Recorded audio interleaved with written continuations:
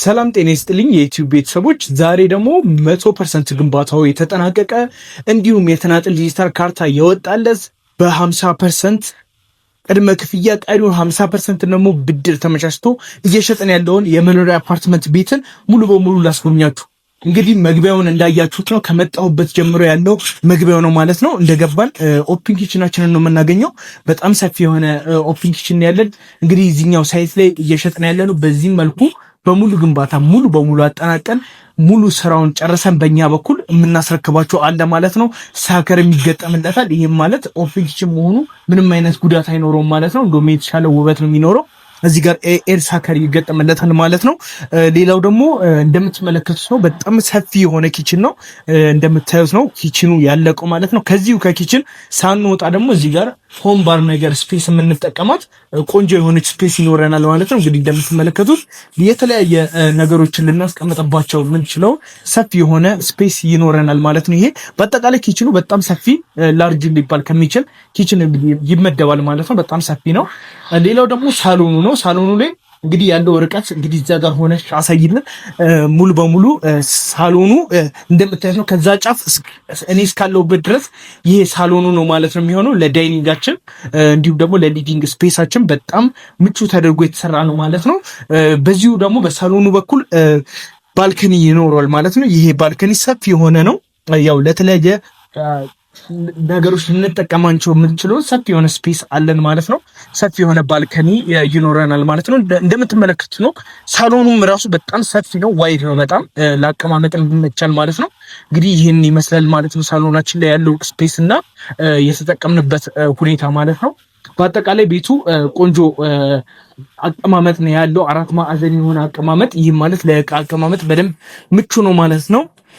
ሌላው እንግዲህ ይህን ኮሊደር እናገኛለን። ይህ ኮሊደር እንግዲህ ወዴት ይወስደናል? በዚህኛው ሳይድ የአጋዥ መኝታ ቤት፣ እዚህ ጋር የአጋዥ መኝታ ቤት ይኖረዋል ማለት ነው።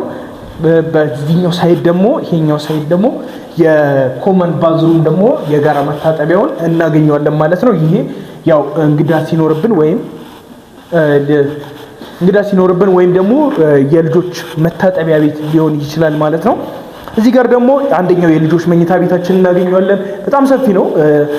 በአጠቃላይ ቅድም ላይ ያልነገርኳችሁ ቤቱ በሁሉም ሳይድ የፀሐይ ብርሃን ያገኛል ማለት ነው። እንግዲህ እንደምትመለከቱት ነው የፀሐይ ብርሃን በደንብ አለው፣ ቬንቲሌሽን በደንብ አለው ማለት ነው። በምትመለከቱት መልኩ ነው ማለት ነው ያለው። ሌላኛው ደግሞ ሁለተኛ የልጆች መኝታ ቤት እዚህ ጋር እናገኘዋለን። ሁለተኛ የልጆች መኝታ ቤት ደግሞ ይሄ ነው። እሱም የራሱ የሆነ ቁምሳጥን ይገጠምለታል። ይህ የሚገጠመው ግን ዋጋው የከፊል ግንባታ ዋጋና የሙሉ ግንባታ ልዩነት ይኖረዋል ማለት ነው። እሱን በቪዲዮ መጨረሻ ላይ ግልጽ አደርግላችኋለሁ።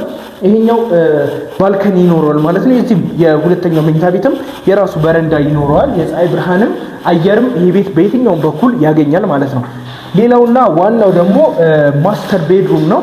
የብዙ ሰው ፍላጎት ወይም ደግሞ ፍላጎት ያለው ብዙ ሰው ማስተር ቤድሩም ላይ ነው ማለት ነው። ሰፊና ምቹ እንዲሆንለት የሚፈልገው እንግዲህ ቁም ሳጥንም ተገጥሞለታል እንደምታዩት ነው።